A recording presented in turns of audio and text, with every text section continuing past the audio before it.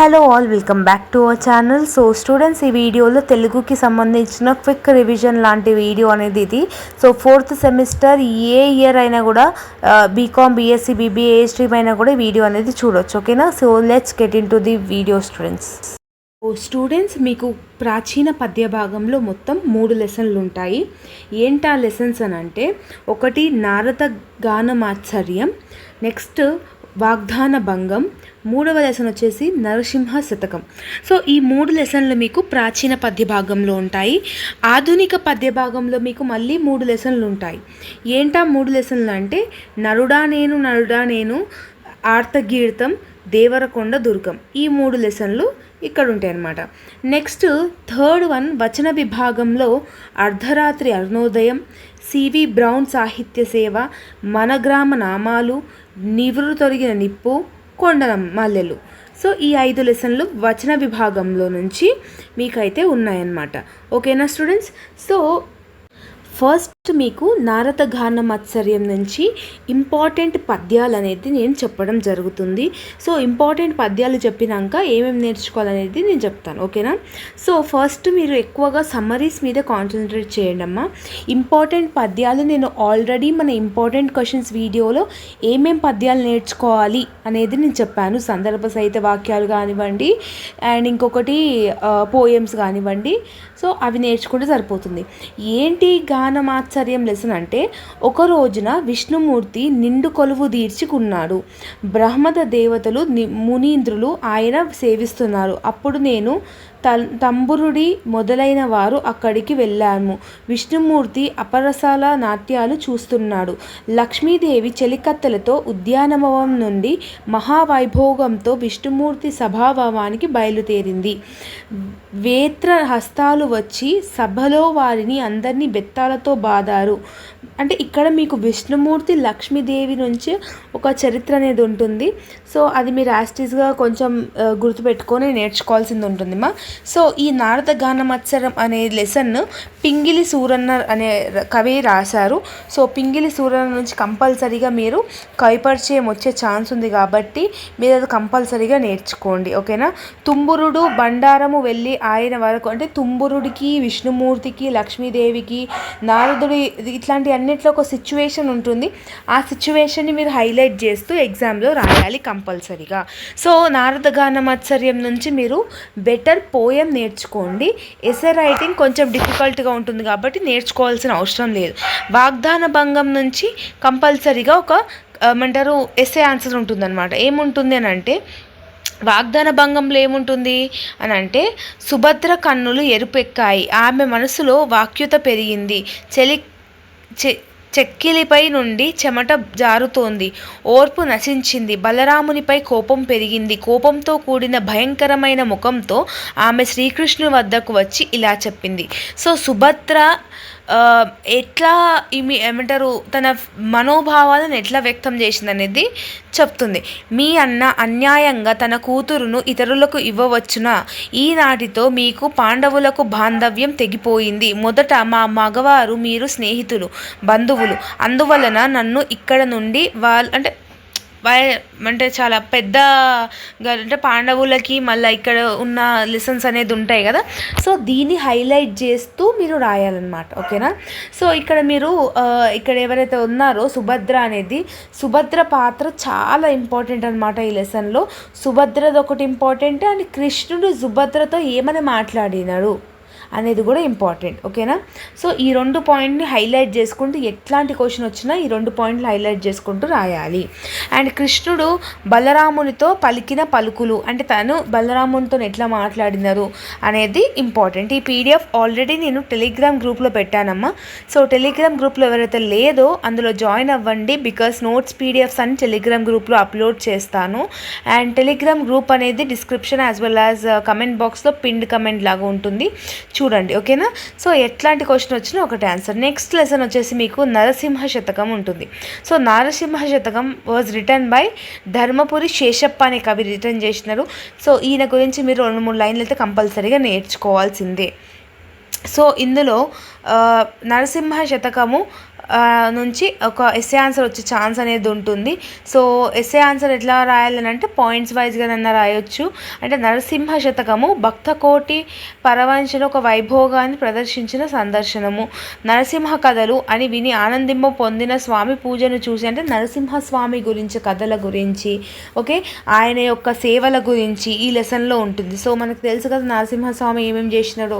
So లోకంలో ఎంతమంది ఉన్నా కూడా దుష్టులను హరించేవాడు నరసింహస్వామి, దీనులను రక్షించేవాడు నరసింహస్వామి అని చెప్పేసి రాయండి. సో ఓకేనా. సో కంపల్సరీగా ఇందులోకైనా క్వశ్చన్ వచ్చే ఛాన్స్ అనేది ఉంటుంది. నెక్స్ట్ ఆధునిక పద్య భాగంలో మీకు నరుడా నేను అనే లెసన్ ఉంటుంది. సో ఇది ఎవరు రాసినారంటే కాళోజీ గారు రచించారు. సో కాళోజీ గారి నుంచి కంపల్సరీగా నేర్చుకోండి. అండ్ ఇందులో మనిషి జీవితం 3 కాలాలతో బంధింపబడి ఉంటుంది.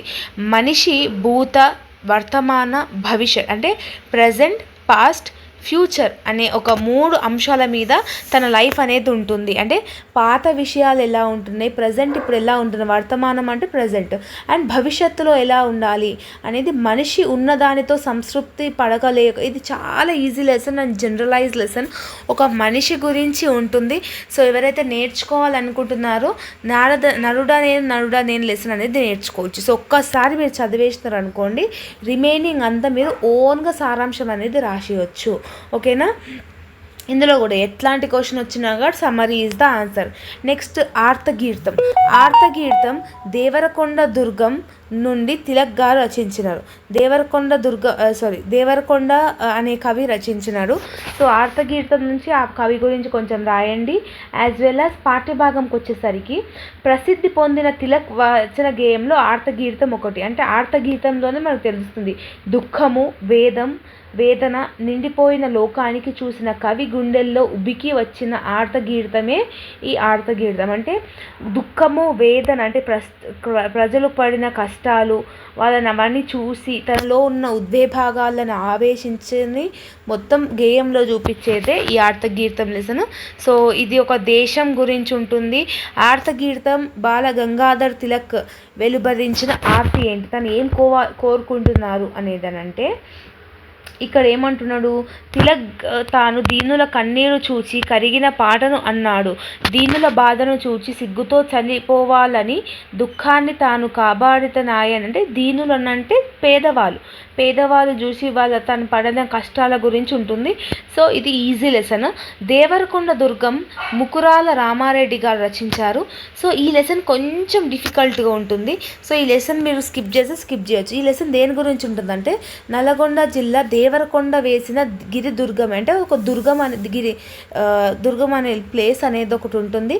సో నల్గొండ జిల్లాలో ఉంటుంది అది దేవరకొండ దుర్గం అనేది. సో దాని గురించి అసలు పాతగా ఎట్లుంటుండే, ఇప్పుడు దాని హిస్టరీ ఏందనేది ఉంటుంది. సో ఇది కొంచెం డిఫికల్ట్గా ఉంటుంది కాబట్టి ఈ లెసన్ని మీరు స్కిప్ చేసేయచ్చు, no problem. And last lesson ఏముంటుందంటే అంతే, ఈ 3 లెసన్లు ఉంటాయి. నెక్స్ట్ ఆ 2 లెసన్లు నేర్చుకుంటే సరిపోతుంది. నరుడా నేను ఆర్తగీర్తం లెసన్ చదువుకుంటే సరిపోతుంది. అండ్ లాస్ట్ పార్ట్ వచ్చేసరికి మీకు వచన విభాగంలో ఫస్ట్ వన్ అర్ధరాత్రి అరుణోదయం. ఇది చాలా ఈజీ లెసన్, ఇంపార్టెంట్ లెసన్, ఈజీగా మీరు రాసేయచ్చు. ఏముంటుంది అంటే ఇందులో, సో ఇక్కడ 1947 ఆగస్టు 15న మన భారతదేశానికి స్వాతంత్రం వచ్చింది. సో అప్పుడు హైదరాబాద్ నగరాన్ని ఇంకా నిజాం ప్రభుత్వాలు అనేది ఇంకా స్వాధీనంలో నుంచి ఇంకా విడిపోలేదన్నమాట. సో ఆగస్ట్ 15కి మన ఇండిపెండెన్స్ వచ్చినా కూడా ఆ రోజు నైట్ మన హైదరాబాద్లో, తెలంగాణలో ఎలా ఉండే పరిస్థితులు అనేది చెప్పేదే ఈ లెసన్ గురించి ఉంటుంది. ఓకేనా. సో ఆనందం, సంతోషం, ఆవేశం, ఆతృత వర్ణించి చెప్పడానికి మాటలు చాలవు. దానితో రంగాచార్య గారు, అంటే అప్పుడు ఏమవుతుండనంటే, ఇప్పుడు హైదరాబాద్లో ఒక 10 మంది రంగాచార్యులు గారు అనేది ఉంటుండే.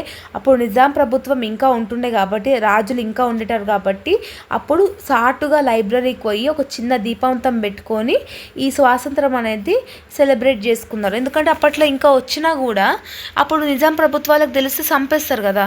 సో అట్లా అని చెప్పేసి, సో ఈ లెసన్ ఈజీగా ఉంటుంది. ఈ లెసన్ కంపల్సరీగా మీరు నేర్చుకోవాల్సిందే. ఓకేనా. అండ్ నెక్స్ట్ వచ్చేసరికి స్టూడెంట్స్ మీకు సిపి బ్రౌన్ సాహిత్య సేవ. సో ఇది జాన్ నర్దన్. ఈ లెసన్ కూడా కొంచెం డిఫికల్ట్గా ఉంటుంది. ఈ లెసన్ మీరు వదిలేస్తా అంటే నో ప్రాబ్లం వదిలేయచ్చు. ఇది కొంచెం ఆంగ్లం హిస్టరీస్ అవన్నీ నేర్చుకోవాల్సి వస్తుంది. Better you leave this for choice. And next you will have మన గ్రామ నామాలు అనేది ఇది లింగమూర్తి గారు రచించినారు. సో ఈ మన గ్రామనామాలు అనేది లెసన్లోనే తెలిసిపోతుంది ఏంటంటే మన తెలంగాణలో ఉన్న డిఫరెంట్ గ్రామాలకు ఎట్లాంటి పేర్లు పెట్టేవారు అంటే ఆది మానవులు, తల్లి తండ్రి పరివారం అంతా ఒక చోట గుడిసెలు వేసుకొని ఉండేవారు. సో అట్లాంటి సమూహంలో కొన్ని పేర్లు అనేది వాళ్ళు అక్కడున్న స్పెసిఫిక్గా అక్కడున్న రీజియన్ని బట్టి ఉంటుందన్నమాట. సో ఎట్లా చెప్పాలంటే ఫర్ ఎగ్జాంపుల్ ఒక పేరు చెప్తా మీకు, ఊరి పేరు. ఆ ఊరి పేరు ఎట్లా ఉంటుందంటే అక్కడున్న జనాభాలను డిస్క్రైబ్ చేసుకుంటూ, లేదంటే అక్కడున్న ఏదున్నో కదా అని డిస్క్రైబ్ చేసుకుంటూ ఉంటుంది. సో చింత చెట్టు బట్టి రేజింత అని, మట్టిని బట్టి రేమ మట్టి అని, తండ్రుని బట్టి వేతాండ్రి అని. సో ఇట్లాంటి తెలంగాణలో కొన్ని గ్రామాల నేమ్స్ అట్లా ఉంటాయి అన్నమాట. నాగర్ కర్నూలు అనే పేరు ఎందుకు వచ్చింది అని అంటే, సో ఇక్కడ ఏమంటుంది, పాలు ఎక్కువ దొరుకుతాయని పాలమూరు అనే గ్రామం ఉందంట. నాగర్ కర్నూలు అనే గ్రామం పేరు 2 గ్రామాల సమూహం. సో నాగర్ కందన్ అనే 2 అన్నదమ్ములు అనేటోళ్ళు ఉండేవారు. అక్కడ కోటలు కట్టి నాగనులు కందునులు అనే గ్రామాలు స్థాపించారు. సో అప్పటి నుంచి ఏమైపోయిందంటే నాగర్ కర్నూలు లాగా ప్రసిద్ధిగాంచిందనమాట. సో ఇట్లా ఒక గ్రామంకి పేర్లు ఎలా ఉంటాయి అనేది ఈ లెసన్లో నేర్చుకోవచ్చు. Easy lesson. అండ్ మీకు ఇంకొక లెసన్ వచ్చేసి నివురు తొలగిన నిప్పు. సో ఇది పోల్కంపల్లి శాంతాదేవి గారు రచించినారు. ఇది కూడా ఈజీగానే ఉంటుంది. నివురు తొలగిన నిప్పు అనేది ఈజీగా ఉంటుంది. అంటే ఇక్కడ ఏముంటుంది, రమణ చురుకైన విద్యార్థి.